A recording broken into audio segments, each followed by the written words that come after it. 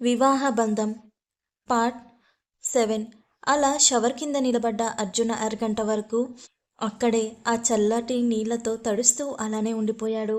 కాసేపటికి బయటకు వచ్చిన అర్జున్ డ్రెస్ చేంజ్ చేసుకుని అప్పటికే తన మనసు కాస్త కుదుట పడడంతో వర్క్ మీద కాన్సన్ట్రేట్ చేసి ఫుల్ బిజీ అయిపోయాడు.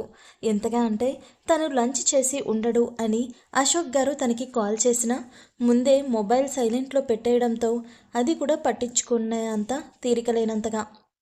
అలా సాయంత్రం ఆఫీస్ టైం దాటిపోయాక తను కష్టపడుతున్న ప్రాజెక్ట్ వర్క్లోనే ఇంకా బిజీగా ఉండడంతో టైం కూడా చూసే అంత ఖాళీ లేనంతగా ఉదయం 11 గంటల నుండి చిన్న బ్రేక్ కూడా తీసుకోకుండా వర్క్ చేయడంతో అర్జున్కి చిన్నగా తలనొప్పి మొదలైంది.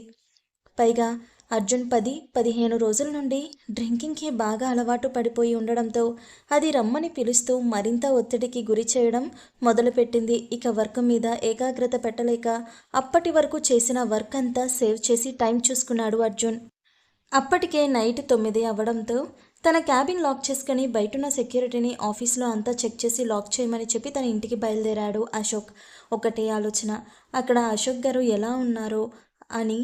కాసేపటికి ఇంటికి చేరుకున్న అర్జున్కి రోజు తను ఇంట్లో అడుగు పెట్టేసరికి హాల్లో తన కోసమే ఎదురు చూస్తూ ఉండే అశోక్ గారు కనిపించకపోవడంతో ఆయన లేని లోటు మనసుని మరింత కష్టపెడుతుంటే ఇంకా క్షణం కూడా అక్కడ ఉండలేక రాజయ్య పిలుస్తున్నా వినకుండా వెంటనే తన రూమ్లోకి వెళ్ళిపోయి లాక్ చేసుకుని తన కబోర్డ్ నుండి వైన్ బాటిల్ చేతిలోకి తీసుకున్నాడు.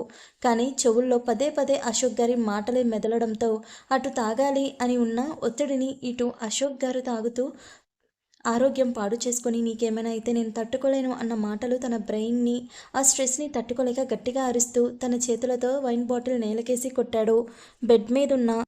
బెడ్ మీదున్న అశోక్ గారి ఫోటో చేతుల్లోకి తీసుకొని నా మీద కోపం ఉంటే అది వేరేలా తీర్చుకోవాల్సింది తాతయ్య. నువ్వు లేకుండా ఊపిరి తీసుకోవడం నచ్చట్లేదు. మెతుకు కూడా గొంతు దిగట్లేదు. అసలు రోజు గడవడమే కష్టంగా ఉంది. ఎలా తాతయ్య? అసలు ఇలా ఇంకెన్ని రోజులు అని అనుకోగానే తనకి తెలియకుండానే తన కళ్ళ నీళ్ళు జలజలా రావడం మొదలయ్యాయి. అంతలోనే మళ్ళీ స్నేహ గుర్తురాగానే కోపంగా అసలు ఈ అమ్మాయితో నా పెళ్ళి జరగకుండకపోయుంటే నువ్వు నాకు దూరం అయ్యేవాడివి కాదు తాతయ్య. మనిద్దరం ఎప్పటిలానే బెస్ట్ ఫ్రెండ్స్ హ్యాపీగా ఉండేవాళ్ళం. మనిద్దరి మధ్య ఇంత దూరం రావడానికి కారణం ఆ అమ్మాయి. ఆ అమ్మాయిని నేను జీవితంలో ఎప్పటికీ క్షమించను అని చాలా గట్టిగా భీష్మించుకున్నాడు అర్జున్. అరుణ్ అడిగిన ప్రశ్నకు స్నేహకు అరుణ్తో తన పెళ్ళి, ఆ పెళ్ళి తర్వాత అర్జున్ ప్రవర్తన, అర్జున్ మీద వేసిన నిందలు అన్నీ గుర్తుకు రాగానే మనసు భారంగా మారిపోయింది. దాంతో ఏం మాట్లాడలేక మౌనంగా ఉండిపోయింది. అరుణ్ స్నేహ చేపట్టుకొని ప్లీజ్ రా, ఏమైందో చెప్పు అని అడిగాడు మళ్ళీ. అరుణ్ మళ్ళీ అలా అడిగేసరికి స్నేహ లేని నవ్వుని బలవంతంగా తన పెదాల మీదకు తెచ్చుకొని నేను బానే ఉన్నాను అన్నయ్య అని మాత్రమే చెప్పగలిగింది. దానికి అరుణ్ బాధగా నీ పెదాలు ఒకటి చెప్తుంటే నీ కళ్ళు ఒకటి చెప్తున్నాయిరా. బాధలో మనిషి పెదాలు మాటల కంటే కళ్ళు చెప్పే మాటలే నమ్మాలి. నువ్వు దేనికో బాధపడుతున్నావు అని అయితే స్పష్టంగా అర్థమైంది అనుకొని సరే నీకు చెప్పడం ఇష్టం లేకపోతే వద్దురా పద అంటూ స్నేహను కారు దగ్గరకు తీసుకెళ్ళి ఆమెను కారులో కూర్చోమని చెప్పి తను ఇప్పుడే వస్తాను అంటూ వెళ్ళి చాట్ తెచ్చి ఇచ్చాడు అరుణ్. వద్దని అతన్ని బాధ పెట్టడం ఇష్టం లేక అలాంటివి ఎప్పుడూ తినింది లేకపోయినా కష్టంగా తినింది స్నేహ. కాసేపటికి ఇంటికి చేరుకోగానే డైరెక్ట్గా తన రూమ్లోకి వెళ్ళిపోయింది స్నేహ. అరుణ్ మాత్రం అశోక్ గారిని వెతుక్కుంటూ ఆయన రూమ్లోకి వెళ్ళేసరికి స్నేహితులిద్దరూ చాలా బిజీగా కబుర్లు చెప్పుకోవడంలో ఉన్నారు. సారీ తాతయ్య, మీ ఫ్రెండ్స్ ఇద్దరు చాలా బిజీగా ఉన్నట్టున్నారు, డిస్టర్బ్ చేశానా అని అడిగాడు చెవులు పట్టుకొని. ఆ ప్రశ్నకు అశోక్ గారు చక్రి గారు నవ్వుతూ లేదు లోపలికి రా అనడంతో వెళ్ళి వాళ్ళకి ఎదురుగా కూర్చున్నాడు. అశోక్ గారు, నేను నీతో మాట్లాడడానికి నీ దగ్గరకు రావాలనుకున్నాను అరుణ్, ఈలోపు నువ్వే వచ్చావు అనగానే అరుణ్ ఆశ్చర్యంగా నాతో ఏం మాట్లాడాలి తాతయ్య అని అడిగాడు. ఆ మాటకు లాక్ చేస్తున్న డోర్ వైపు ఒకసారి చూసి తిరిగి అరుణ్ వైపు చూస్తూ స్నేహను నీ తోబుట్టువులా భావిస్తున్నావు కదా, జీవితంలో ఎలాంటి కష్టం వచ్చినా స్నేహకి ఇప్పటిలానే ఎప్పుడూ ఒక అన్నగా ఖచ్చితంగా తోడుంటాను అని నాకు మాట ఇవ్వు అరుణ్ అని చెయ్యి చాచగానే ఆయన అలా ఎందుకు అడుగుతున్నారో అర్థం కాకపోయినా క్షణం కూడా ఆలోచించకుండా ఇది మీరు అడగాల్సిన అవసరం లేదు తాతయ్య, స్నేహ ప్రతి అడుగులోనూ ఒక అన్నగా ఖచ్చితంగా తనకి నేను తోడుంటాను అని నమ్మకంగా మాటిచ్చాడు అరుణ్. ఆ మాటకి అశోక్ గారు చాలా సంబరపడ్డారు. ఇక డైరెక్ట్గా విషయానికి వస్తూ, నువ్వు స్నేహ అర్జునుల గురించి, స్నేహ అలా ఎందుకు ఉంటుందో తెలుసుకోవడానికి వచ్చావు కదా అని అడిగారు సూటిగా. ఆ ప్రశ్నకు అరుణ్ ఎలాంటి తడబాటు లేకుండా, అవును తాతయ్య, స్నేహ అలా బాధపడుతూ ఉంటే చూడడానికి నా మనసు ఒప్పుకోవట్లేదు తాతయ్య.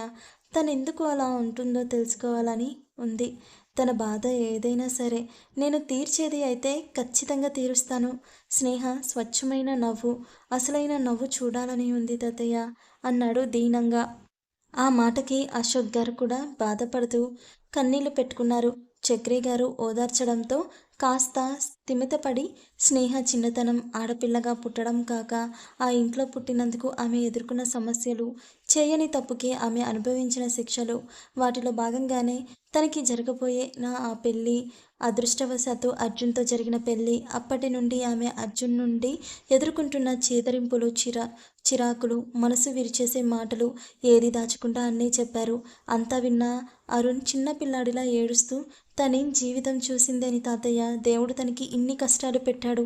పాపం తాతయ్య, చిన్నప్పటి నుండి ఆ ఇంట్లో నరకం చూసి ఉంటుంది. కనీసం ఇప్పుడైనా ఆ విరిగిపోయిన మనసుకి అర్జున్ ప్రేమతో స్వతాన దొరుకుతుంది అనుకుంటే, అర్జున్ ఏంటి మనసు రాయిలా ఉంది. అది ఎప్పటికీ మారాలి. అందులో స్నేహ ఎప్పటికీ స్థానం సంపాదించాలి అని వెక్కి వెక్కి ఏడుస్తూనే ఉండిపోయాడు. అరుణ్ కన్నీళ్లను చూస్తే అశోక్ గారికి, చక్రి గారికి ఒక విషయం అయితే క్లియర్గా అర్థమైంది. స్నేహ చేతిని అరుణ్ ఎట్టి పరిస్థితులను వదిలిపెట్టాడు అని. అది అర్థం కాగానే ఇద్దరికీ చాలా సంతోషంగా అనిపించింది. ఎందుకంటే అర్జున్ని మార్చడం అంత తేలికైన పని కాదు. అలా అర్జున్లో మార్పు తీసుకొచ్చే ప్రయత్నంలో స్నేహ మనసు ఇంకెన్ని గాయాలు పాలవుతుందో. ఆ గాయాలకు మందు పూసే బలమైన బంధం ఒకటి ఉండాలి. ఆ బంధం మాత్రమే స్నేహలో ఫీల్ అయిన ప్రతిసారి ఆమెను స్ట్రాంగ్గా మార్చగలిగేది. అందుకే ఇప్పుడు అరుణ్ని అరుణ్కి స్నేహ మీదున్న ప్రేమాభిమానాలను చూశాక ఆ ఇద్దరికి అరుణ్ మీద ఈ విషయంలో పూర్తి నమ్మకం కుదిరింది. అందుకే అశోక్ గారు అరుణ్ దగ్గర స్నేహ గురించి ఎలాంటి దాపరికం లేకుండా అన్ని విషయాలు చెప్పారు. కాసేపటికి అరుణ్ తిరిగి తన రూమ్లోకి వెళ్ళిపోయాడు. నైట్ డిన్నర్ టైం అవుతుండగా డైనింగ్ టేబుల్ దగ్గర స్నేహను చూసి బాధపడుతూ ముద్ద గొంతు దిగక మధ్యలోనే హ్యాండ్ వాష్ చేసుకొని హాస్పిటల్కి టైం అవుతుంది అంటూ ఎవరికీ మాట్లాడే అవకాశం ఇవ్వకుండా తొందరగా అక్కడి నుండి వెళ్ళిపోయాడు. అరుణ్ ఎందుకు బాధపడుతున్నాడు అని అర్థం కావడంతో అందరికీ బాధగానే అనిపించింది. ఉదయం అరుణ్ తన డ్యూటీ పూర్తి చేసుకొని తిరిగి ఇంటికి చేరుకునేసరికి స్నేహ నిన్నటిలానే గార్డెన్లో అదే ప్లేస్లో కూర్చొని ఉండడంతో మౌనంగా వెళ్ళి ఆమె పక్కనే కూర్చున్నాడు అరుణ్. అరుణ్ రావడం గమనించిన స్నేహ చిన్నగా, ఏమైందన్నయ్య, ఎందుకు అలా ఉన్నావ్ అని అడిగింది బాధగా. ఆమె గొంతులో బాధ అర్థమైన అరుణ్ కాసేపు అలానే మౌనంగా ఉండిపోయాడు.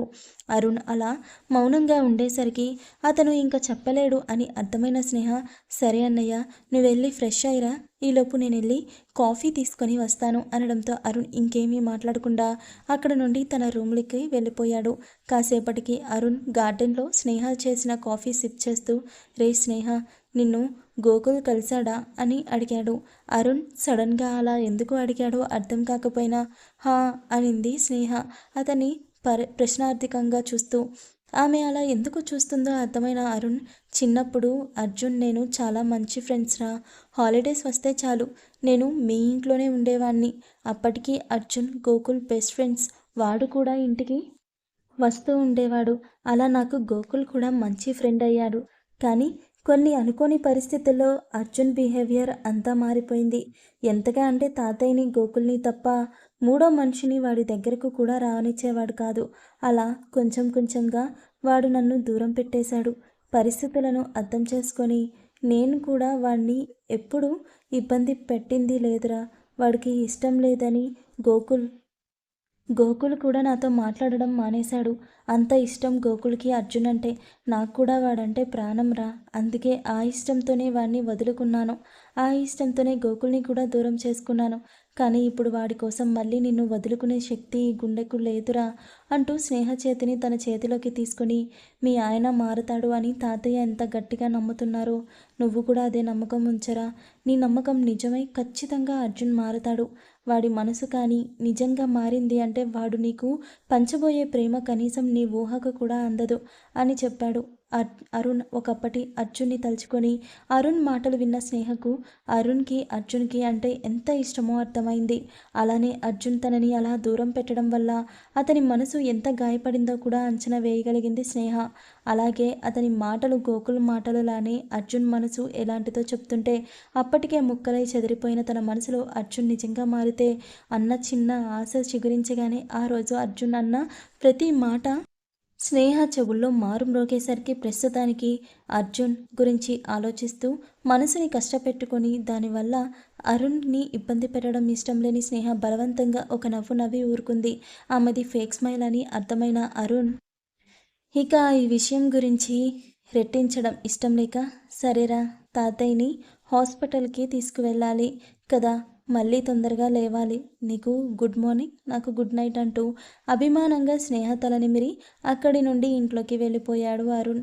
స్నేహ ఇంట్లోకి వెళ్తున్న అరుణ్నే చూస్తూ అన్నయ్య, ఒకసారి నువ్వు ఎవరినైనా నా అనుకుంటే జీవితంలో వాళ్ళ చేయి వదిలిపెట్టవు, నీ స్వభావం ఈ 2 రోజుల్లోనే నాకు బాగా అర్థమైంది. అలాంటిది అర్జున్ గారిని నువ్వు ఎంతగా ఓన్ చేసుకోకపోతే ఆయన గురించి చెప్తున్నప్పుడు నీ కంట్లో ఆ సన్నటి కన్నీటి పొర ఏర్పడి ఉంటుంది.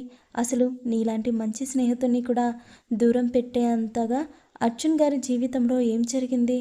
అసలు అర్జున్ గారు ఆయన కోపం, ఈగో వల్ల జీవితంలో ఏం కోల్పోతున్నారో ఆయనకి తెలియట్లేదు అనుకుంది అర్జున్ని తలుచుకొని బాధగా.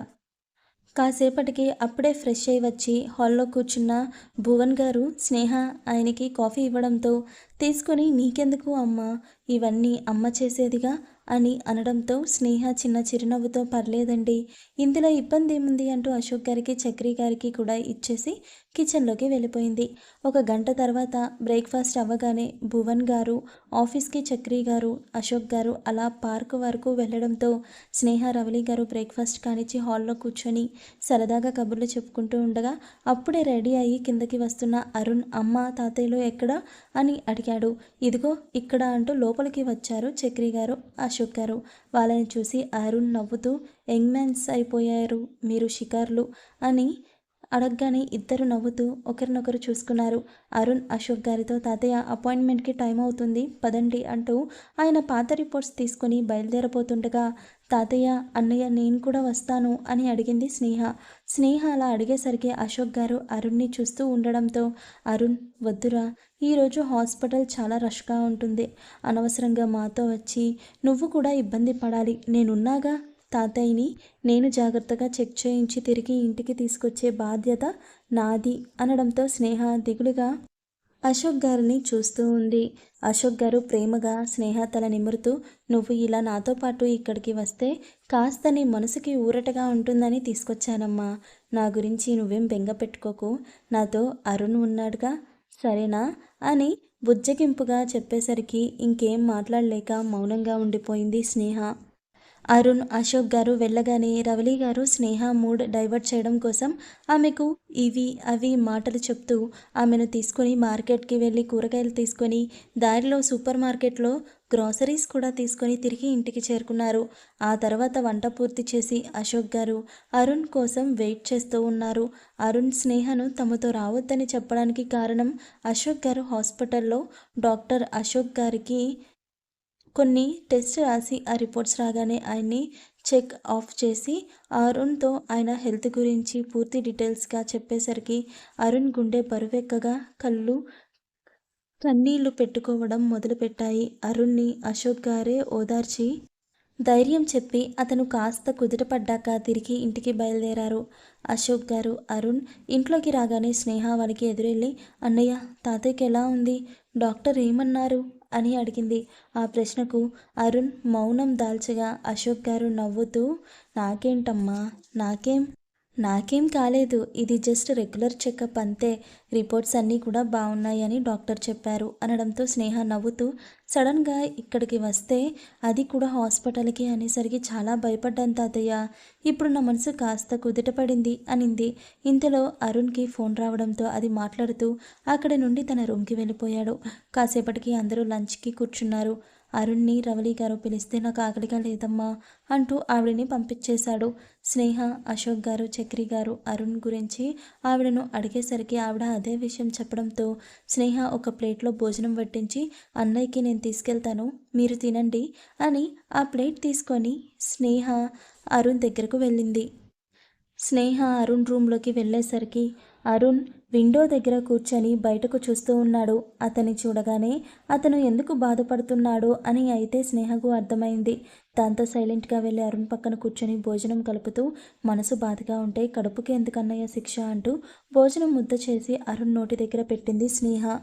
స్నేహ మాటకి ఆమెను గమనించిన అరుణ్ చాలా కష్టం మీద తన కన్నీళ్లను బాధను పంటి బిగున అదిమి పెట్టుకొని లేని నవ్వుని తెచ్చిపెట్టుకొని బాధేం లేదురా, ఆకలి లేదంతే అంటూ తల తిప్పేశాడు అరుణ్. అతని మాటలు ఒకటి చెప్తుంటే కళ్ళు మరొకటి చెప్పడంతో స్నేహ ఒక చేత్తో అరుణ్ కన్నీళ్లు తుడిచి మళ్ళీ అతని నోటికి ముద్దను అందిస్తూ నోటిదాకా వచ్చిన భోజనాన్ని వద్దు అనకూడదన్నయ్యా ప్లీజ్ అనింది బ్రతిమలాడుతూ. ఇక అరుణ్ స్నేహకు అడ్డు చెప్పలేక ఆమె తల్లిలా గోరుముద్దలు తినిపిస్తుంటే మౌనంగా తింటూనే తాతయ్య హెల్త్ గురించి తెలిస్తే ఇప్పుడు అర్జున్ మాత్రమే కాదు నువ్వు కూడా చాలా ఎఫెక్ట్ అవుతావురా, చెప్తే మీరు తాతయ్యని జాగ్రత్తగా కనిపెట్టుకొని ఉంటారు అనుకుంటే తాతయ్య నా చేత బలవంతంగా ఒట్టు వేయించుకొని నా నోరు మోయించేశారు. ఇప్పుడేం చేయాలో కూడా నాకు అర్థం కావట్లేదు అనుకుంటూ బాధపడుతున్నాడు అరుణ్. ఇటు అర్జున్ అశోక్ గారిని తలుచుకొని బాధపడుతూ స్నేహను తలుచుకొని కోప్పడుతూ నెమ్మదిగా నిద్రలోకి జారుకున్నాడు. ఉదయాన్నే తన పక్కనే ఉన్న తన మొబైల్ వైబ్రేట్ అవుతూ తనని తాకేసరికి నిద్ర డిస్టర్బ్ అయిన అర్జున్ కళ్ళు తెరవకుండానే కాల్ లిఫ్ట్ చేసి కాల్లో Arjun, who is this? Ashok garu, నిన్న నైట్ తినకుండా నిద్రపోయిన నీకు మెలకువ రాలేదా నాన్న? అర్జున్ ఉలిక్కిపడి లేచి కూర్చొని తడబడుతూ లేదు తాతయ్య, నేను డిన్నర్ చేశాను. అశోక్ గారు నవ్వుతూ, నా దగ్గర నువ్వు అబద్ధం చెప్పడానికి ట్రై చేస్తే ఇట్టే దొరికిపోతావు అర్జున్, కాబట్టి ట్రై చేయకు. అర్జున్ ఏం మాట్లాడకుండా మౌనంగా ఉన్నాడు. అశోక్ గారు, సరే లేచి ఫ్రెష్ అయ్యి ముందు బ్రేక్ఫాస్ట్ చేయి అర్జున్, కింద నీ గురించి రాజయ్య వెయిట్ చేస్తున్నాడు అంటూ కాల్ కట్ చేశారు అశోక్ గారు. ఆయన మాట జవదాటని అర్జున్ వెంటనే ఫ్రెష్ అయ్యి రెడీ అయ్యి కిందకి వెళ్ళి బ్రేక్ఫాస్ట్ కానిచ్చి డైరెక్ట్గా ఆఫీస్కి వెళ్ళిపోయాడు. ఈరోజు ఎందుకో అర్జున్ మనసు పదే పదే అశోక్ గారు ఎలా ఉన్నారో అన్న ఆలోచన చేస్తూ అతని వర్క్ మీద కాన్సన్ట్రేట్ చేయని ఇవ్వకపోవడంతో వెంటనే ఆయనకు వీడియో కాల్ చేశాడు అర్జున్. ఆయన ఆ టైంలో హాస్పిటల్లో టెస్ట్ చేయించుకొని రిపోర్ట్స్ కోసం వెయిట్ చేస్తూ ఉండడంతో కాల్ లిఫ్ట్ చేసి ఈ 2 రోజులకే వాడిపోయిన అర్జున్ మొహంను చూసి బాధపడుతూనే అతని మనసు తృప్తిపడే వరకు మాట్లాడుతూనే ఉన్నారు. అర్జున్ మనసుకు కాస్త తేలిక అనిపించడంతో మళ్ళీ వర్క్లో బిజీ అయిపోయాడు.